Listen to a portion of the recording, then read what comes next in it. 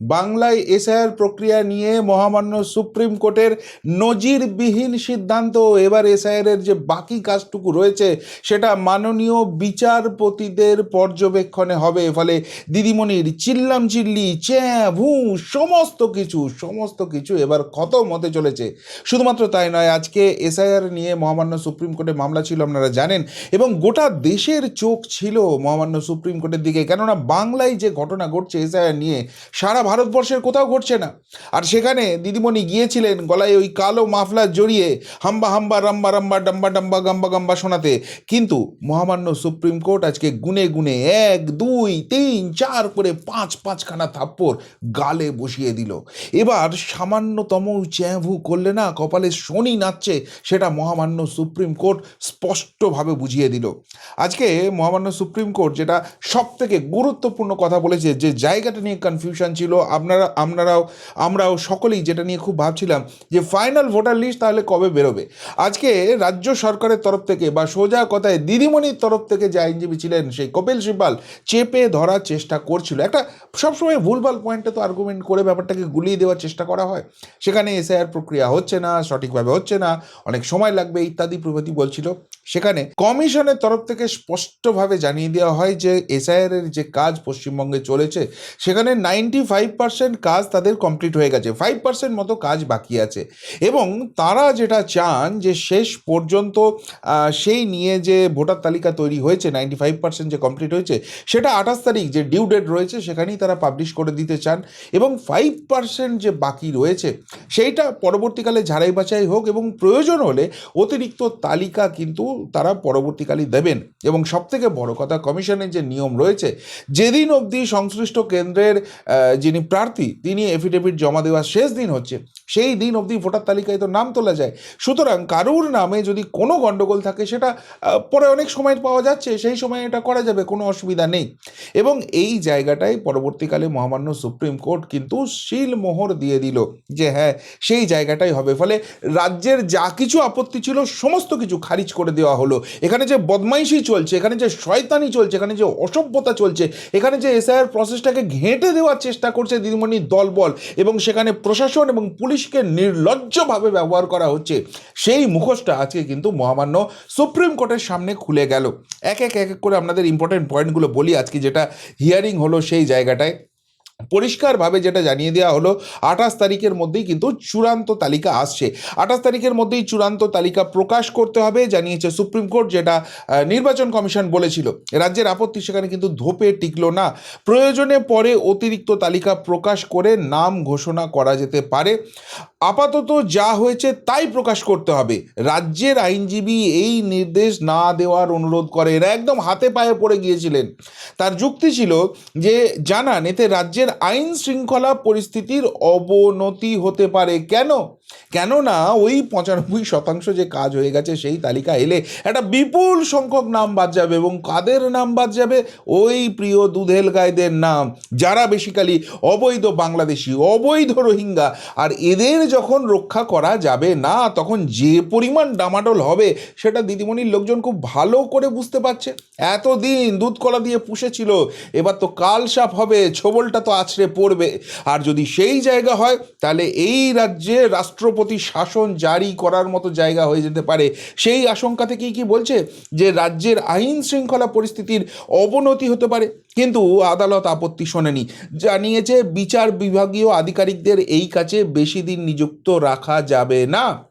আর তাই 28 তারিখেই কিন্তু ফাইনাল লিস্ট বেরোচ্ছে। এবং যেটা মহামান্য সুপ্রিম কোর্ট বলছে, প্রয়োজনে অতিরিক্ত তালিকা নির্দিষ্ট প্রক্রিয়ার মাধ্যমে যে সমস্ত নাম পাওয়া যাবে তাদেরই চূড়ান্ত ভোটার তালিকা প্রকাশ করবে নির্বাচন কমিশন। প্রয়োজনে পরে অতিরিক্ত তালিকা প্রকাশ করে নাম যোগ করা যেতে পারে। আদালত কমিশনকে এমনটাই জানিয়েছে, অর্থাৎ যেটা কমিশন চাইছিল সেটাই কিন্তু হয়েছে। রাজ্য যেটা চাইছিল সেটাকে একদম ছুঁড়ে যমুনার জলে কিন্তু ভাসিয়ে দেওয়া হয়েছে। থাপ্পড় নাম্বার 1 গেল। এবার থাপ্পড় নাম্বার 2 যেটা আপনাদের খুব গুরুত্বপূর্ণ, সেটা হচ্ছে যে হাইকোর্টকে দায়িত্ব দেওয়া হলো। এই রাজ্যে কিভাবে এসআইআর চলছে আপনারা বারবার জানেন। এখানে যে ইআরও আছে, এইআরও আছে, তাদের সবাই নয় কিন্তু বেশিরভাগই সেখানে 2 নম্বরই করছে, জালিয়াতি করছে। কিছুদিন আগেই বেরিয়েছে, ছেলের নাম রাজেশ আলী আর বাবার নাম ভুবনচন্দ্র বেরা। সেই জায়গা থেকে যে গণ্ডগোলগুলো হচ্ছে সেগুলোকে সব পাশ করিয়ে দিচ্ছে। অর্থাৎ ওই 14 তলার নির্দেশ আছে তো, দুধেল গাইদের সমস্ত পাশ করিয়ে দাও। আর সেই জায়গা থেকে ওখানে যে রোল অবজারভার রাখা হয়েছে, ওখানে যে মাইক্রো অবজারভার রাখা হয়েছে, এই প্রসেসটা ভুলে গেছে। সেগুলোকে সব কটাকে ঘ্যাঁক ঘ্যাঁক ঘ্যাঁক ঘ্যাঁক করে ধরা হচ্ছে। আর আবার বলা হচ্ছে আবার ভেরিফাই করো এগুলোকে। কিসের বেসিসে এদেরকে ওকে করলে আমাদের জানাও। তো এই যে নজিরবিহীন একটা জায়গা তৈরি হয়ে গেছে, যারা প্রশাসনিক দায়িত্ব রয়েছে, যারা যারা দেশের কাজ করছে, তারাই যদি এই গদ্দারি করে, তাহলে মহামান্য সুপ্রিম কোর্টের আর কি করা থাকতে পারে? যেটা করার ছিল সেটাই করেছে, হাইকোর্টকে দায়িত্ব দেওয়া হয়েছে।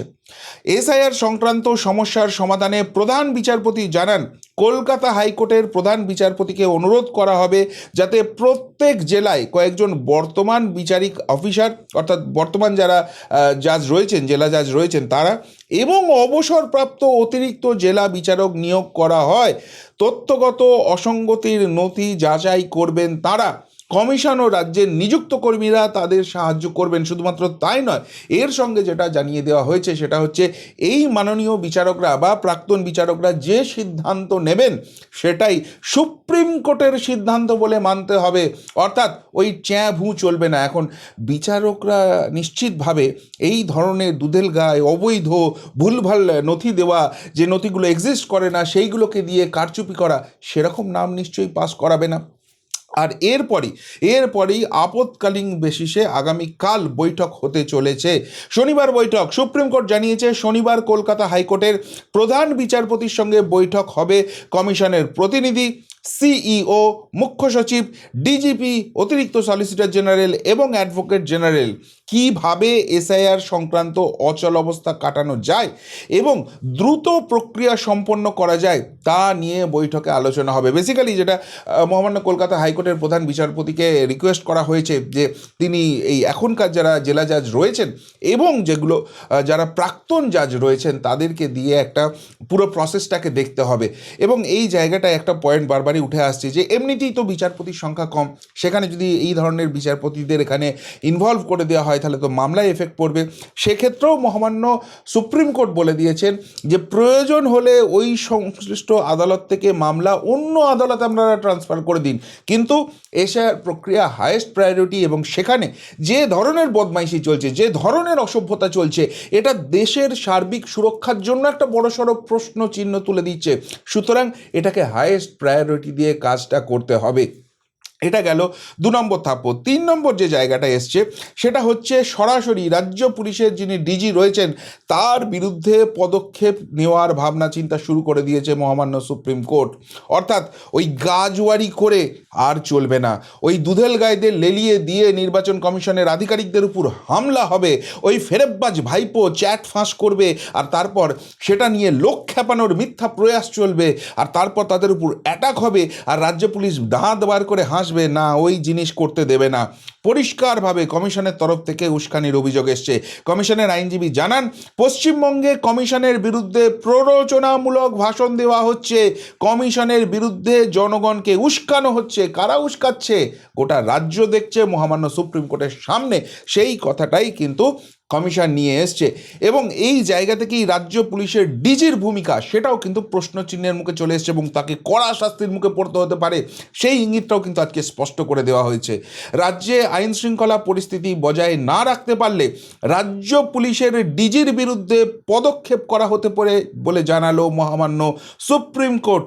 ডিজির আইনজীবী জানান, কমিশন মিথ্যা কথা বলছে। হ্যাঁ, কমিশন তো মিথ্যা কথা বলছে, যত ধোয়া তুলসী পাতা দিদিমণির দলের লোকজনেরা, তাই তো? কমিশন মিথ্যে কথা বলছে। পুলিশ প্রশাসনের বিরুদ্ধে কেন পদক্ষেপ করা যাচ্ছে না? কমিশনকে প্রশ্ন করেন প্রধান বিচারপতি, আপনাদের যদি এতই অভিযোগ থাকে, আপনাদের হাতে তো ক্ষমতা আছে, তাহলে কেন আপনারা স্টেপ নিচ্ছেন না, এসে আমাদের কাছে কমপ্লেন করছেন, এই জায়গাটাও জানতে চায়। তখন কমিশন জানায় আদালতে মামলাটি বিচারাধীন থাকায় এ নিয়ে তারা দ্বিধাগ্রস্ত ছিলেন, যে আদালতের উপরে আমরা কেন করবো, আদালত যখন দেখছে, আদালতই নির্দেশ দিক কী করা হবে। এসআইআর এর কাজ করানোর জন্য রাজ্যে কেন্দ্রীয় বাহিনী আনার পরামর্শ দেয় কমিশন। অর্থাৎ পরিষ্কারভাবে বলে দিয়েছে রাজ্য পুলিশ থেকে কোনো সহযোগিতা পাওয়া যাচ্ছে না, তারা দাঁত বার করে হাসছে, আর উল্টো দিকে কমিশন আক্রান্ত হচ্ছে, এসআইআর প্রসেসকে ঘেঁটে দেওয়ার চেষ্টা করা হচ্ছে। এই পরিস্থিতিতে এই রাজ্য পুলিশের উপর কমিশনের বিন্দু মাত্র কোনো আস্থা নেই। তাই এই রাজ্যে যদি সঠিকভাবে এসআইআর করতে হয়, কেন্দ্রীয় বাহিনী আসুক, পরিষ্কারভাবে জানিয়ে দেওয়া হয়েছে। আর সেই পরিপ্রেক্ষিতেই মহামান্য সুপ্রিম কোর্ট জানিয়ে দিয়েছে, মহামান্য প্রধান বিচারপতি জানিয়ে দিয়েছেন যে রাজ্য পুলিশের ডিজি তিনি যদি কাজে কোনো রকম কোনো কিছু করেন, সেই নিয়ে ডিটেল রিপোর্ট জমা দিতে হবে, হলফনামা জমা দিতে হবে, কমিশনও দেবে, রাজ্য পুলিশের ডিজিও দেবে, এবং সেখানে যদি হয় এই কমিশনের এই ডিজির বিরুদ্ধে কিন্তু স্টেপ নেওয়ার চিন্তাভাবনা হচ্ছে। অর্থাৎ আগামী দিনে এখন যা হয়ে গেছে তার বেসিসে যেটা হবে সে তো ঠিক আছে, আগামী দিনে যদি পান থেকে চুন খসে, যদি কোনো অ্যাটাকের ব্যবস্থা হয়, তাহলে কিন্তু রাজ্যে কেন্দ্রীয় বাহিনীও ঢুকছে এবং রাজ্য পুলিশের ডিজি তাকে কিন্তু শাস্তির মুখে পড়তে হবে। সুপ্রিম কোর্টের অবজারভেশনে কিন্তু এই জায়গাটাও চলে এলো। দিদিমণির চিন্তা কোনখানে বাড়ছে বুঝতে পারছেন। পরের 4 নম্বর থাপ্পড় যেটা এসছে, যে সুপ্রিম কোর্ট কিন্তু হতাশ। কোথায় হতাশ? রাজ্যের ভূমিকা নিয়ে, রাজ্যর বিরুদ্ধে যে অভিযোগগুলো এসছে তার সারবত্য আছে, মহামান্য সুপ্রিম কোর্ট সেটা খুঁজে পেয়েছে, এবং কোনো রাজ্য প্রশাসন যারা সংবিধানকে সাক্ষী রেখে শপথ নিয়েছিল, তারা এই ধরনের গাজোয়ারি কাজ করতে পারে, এটা ভাবতেই পারছে না সুপ্রিম কোর্ট, এবং সেই জন্য মহামান্য সুপ্রিম কোর্ট রীতিমতো হতাশ। এসআইআর এর কাজে রাজ্যের ভূমিকা নিয়ে হতাশ সুপ্রিম কোর্ট। শুক্রবার প্রধান বিচারপতি অসন্তোষ প্রকাশ করেছেন, জানিয়েছেন আদালতের নির্দেশের পর রাজ্য সহযোগিতা করবে বলে তিনি আশা করেছিলেন, কিন্তু বাস্তবে তা হয়নি। কোন জায়গা থেকে এই হতাশাটা এসছে, কোন জায়গাটায় রাজ্যের গাফিলতিটা সুপ্রিম কোর্টকে সব থেকে বেশি ভাবাচ্ছে, সেটা কমিশনের বক্তব্য শুনলেই বুঝতে পারবেন। কমিশন জানায় এসআইআর এর কাজে সাহায্যের জন্য আরও গ্রুপ বি কর্মী চেয়ে রাজ্যকে চিঠি দিয়েছিল তারা, কিন্তু জবাবে সরকার জানিয়েছে কমিশনের আবেদন বিচারাধীন। এরপরই রাজ্যের ভূমিকায় অসন্তোষ প্রকাশ করে শীর্ষ আদালত। আপনারা জানেন রাজ্যের তরফ থেকে আগ বাড়িয়ে বলা হয়েছিল যে না আমাদের হাতে তো প্রচুর অফিসার আছে, আমরা দিয়ে দিচ্ছি, আর ওই মাইক্রো অবজারভারকে হটিয়ে দিই। কিন্তু মাইক্রো অবজারভারকে হটালে রাজ্যে এসআইআর প্রক্রিয়া যে ভেঙে পড়বে, এটা আগের শুনানিতেই মোটামুটি বুঝে গিয়েছিল মহামান্য সুপ্রিম কোর্ট, এবং সেই জায়গা থেকে বলেছিল যে না আপনারা রাজ্য অফিসার দিন ঠিক আছে, কিন্তু মাইক্রো অবজারভার যেরকম কাজ করছে সেরকমই কাজ করবে, দুজনে মিলে বরং টিম করে কাজ করুন, তাতে কাজটা আরও ভালো হবে। ফলে রাজ্য যেটা চেয়েছিল, দিদিমণির দল যেটা চেয়েছিল, সেটা বাস্তবে হলো না, মাইক্রো অবজারভার আসা হলো না। এরপর আমরা দেখলাম 8,505 জনের তালিকা গেল, কিন্তু সেই তালিকায় গ্রুপ বি বলে গ্রুপ সি, গ্রুপ ডি অফিসারকে ঢুকিয়ে দেওয়া হয়েছে। সেই তালিকায় অলরেডি যারা ইলেকশন কমিশনের আন্ডারে কাজ করছে, এই এসআইআর প্রসেসে কাজ করছে, সেরকম 500 নাম ঢুকিয়ে দেওয়া হয়েছে। সেই তালিকার যাদের নাম পাঠানো হয়েছে তাদের ডিটেল বায়োডাটা, তাদেরকে কিভাবে কাজে লাগানো যেতে পারে সেটা বোঝার জন্য তাদের বায়োডাটা দরকার ছিল, সেই বায়োডাটাটুকু অবধি দেওয়া হয়নি।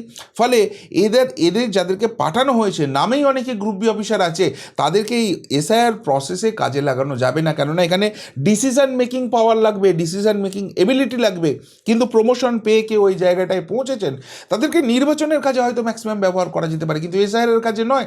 ফলে এই যে তালিকাটা দেওয়া হয়েছিল, সেটা যে পুরোপুরি কারচুপি, সেটা যে পুরোপুরি গাজোয়ারি, সেটা যে শুধুমাত্র মাইক্রো অবজারভারকে সরাবার জন্য সুপ্রিম কোর্টের চোখে একটা পটি পড়ানোর চেষ্টা করা হয়েছিল, এই জায়গাটা আজকে মহামান্য সুপ্রিম কোর্ট ধরে ফেলেছে। আর সেই জায়গা থেকেই তারা বলছে রাজ্যের ভূমিকায় চূড়ান্ত হতাশ, এবং তার ফলে একটা জিনিস স্পষ্ট হয়ে গেল, আগামী দিনে কোনো পিসির বাড়ির আবদার নিয়ে রাজ্যের তরফ থেকে যদি যাওয়া হয়, দিদিমণি গিয়ে যদি ওখানে নাচন কোদন করার চেষ্টা করে, কত ধানে কত চাল মহামান্য সুপ্রিম কোর্ট কিন্তু সেটা বুঝিয়ে দেবে। এবং শেষোক্ত যে জায়গাটা সেটা আরও ক্রুশিয়াল, সেটা হচ্ছে যে রাজ্যের যে অসহযোগিতাটা হচ্ছে সেটার জন্য প্রয়োজনে কমিশনকে কর্মী আনার নির্দেশ দিতে পারে মহামান্য সুপ্রিম কোর্ট। কমিশন এসআইআর এর কাজের জন্য নিজেদের আধিকারিক নিয়ে আসতে পারবে, জানিয়েছে প্রধান বিচারপতি সূর্যকান্ত। রাজ্যের উদ্দেশ্যে তিনি বলেন, আমরা দুটো পরিস্থিতি বুঝতে পারছি, হয় আপনাদের পর্যাপ্ত সংখ্যক গ্রুপ বি কর্মী নেই, যা একটা আইনি বাধ্যবাধকতা, নয়তো আপনারা তাদের ছাড়তে পারছেন না। সেক্ষেত্রে ইআরও বা এইআরও কাজে কাজের জন্য কমিশন কর্মী আনতে পারবে। অর্থাৎ এই রাজ্যের যারা ইআরও কাজ করছেন, যাদের বিরুদ্ধে ভয়ঙ্কর অভিযোগ আছে, যাদের বিরুদ্ধে এই ভুয়ো ভোটারগুলোকে তালিকায় ঢুকিয়ে দেওয়া, জোর করে পাশ করে দেওয়া কাজ চলছে বলে অভিযোগ উঠছে, তাদেরকে কমিশন রিপ্লেস করতে চায়। এবং সেই রিপ্লেসটার রাজ্য যে লিস্ট পাঠিয়েছিল সেখান থেকেই তারা করতে চেয়েছিল, কিন্তু আদপে তাদেরকে ব্যবহার করার মতো জায়গা নেই। ফলে এই ইআরও এই রোলগুলো থাকবে, কিন্তু সেই অফিসার আসবে বাইরে থেকে এবং সেটা কমিশন সিদ্ধান্ত নেবে কোথা থেকে নিয়ে আসবে। ফলে বুঝতে পারছেন যে ঘাপলাটা করার চেষ্টা হচ্ছিল, যে ঘাপলাটা জোর করে ঢুকিয়ে দেওয়ার চেষ্টা করা হচ্ছিল, সেটা কিভাবে ধরা পড়বে। আর সেই নামগুলো সব কটা ঘ্যাচাংফু হবে। আর সেই নামগুলো যদি ঘ্যাচাংফু হয়, সংখ্যাটা কোথায় বাড়বে, এবং সেই সংখ্যা যত বাড়বে, প্রত্যেক বিধানসভা থেকে যত এই ঘাপলা ভোটগুলো যাবে, দিদিমণির 26-এর মুখ্যমন্ত্রী হওয়ার স্বপ্ন কিভাবে গঙ্গায় হুড়মুড় হুড়মুড় করে জোয়ারের টানে একদম বঙ্গোপসাগরে গিয়ে কোথায় চলে যাচ্ছে, বুঝতে পারছেন? সেই জায়গাটা কিন্তু আজকে মহামান্য সুপ্রিম কোর্টে তৈরি হয়ে গেল। তাই আলটিমেটলি এত লাফালাফি করেছেন, গিয়ে যুদ্ধ জয় করে এসছেন, নিজে গিয়ে সওয়াল করেছেন, মুখ্যমন্ত্রী হিসেবে প্রথম আইনজীবী হিসেবে গেছেন, এইসব যে গাল গল্প প্যাক খাওয়াচ্ছিল, আর ওই তোলামূলের ছাগলগুলো সেইটা নিয়ে ত্রিং বিড়িং করে লাফাচ্ছিল, আলটিমেটলি তাতে কী লাভ হলো? আলটিমেটলি লাভ এটাই হলো যে রাজ্যে স্বচ্ছ ভোটার তালিকা হচ্ছেই, নির্বাচন কমিশন সঠিক কাজ করছে, সেটা এস্টাবলিশড। যেটুকুনো কাজে প্রশাসন পুলিশের বাধা ছিল সেটাকে হটিয়ে দেওয়ার চেষ্টা হচ্ছে, এবং বিচার বিভাগীয় নজরদারিতে বাকি প্রসেসটা হবে। যেখানে যেখানে ডাউট আছে, এই আরও দিয়ে যেগুলোকে ঘাপলা করার চেষ্টা করা হচ্ছিল, সেগুলো সমস্ত কিছু এলিমিনেট করা হবে। আর 2026-এ যে নির্বাচনটা হবে সেই স্বচ্ছ ভোটার তালিকার বেসিসেই হবে। আর তাই পশ্চিমবঙ্গ একটা স্বচ্ছ সরকার পাওয়ার আশা করতেই পারে। আজকে সুপ্রিম কোর্টের রায়ের পর মোটামুটি সেটা নিশ্চিত হয়ে গেল। কি বলবেন মহামান্য সুপ্রিম কোর্টের এই কঠিন নির্দেশ, নজিরবিহীন নির্দেশাবলী নিয়ে, এবং তারপর ওই কালীঘাটের আলিপিসির চুন হয়ে যাওয়া মুখটা নিয়ে? যদি কিছু বলার থাকে অবশ্যই কমেন্ট বক্সে কমেন্ট করে জানাবেন। এখনকার মতো এখানেই শেষ করলাম, ফেরত আসছি নতুন প্রতিবেদন নিয়ে খুব তাড়াতাড়ি। ভালো থাকবেন, সাথে থাকবেন, পাশে থাকবেন। নমস্কার।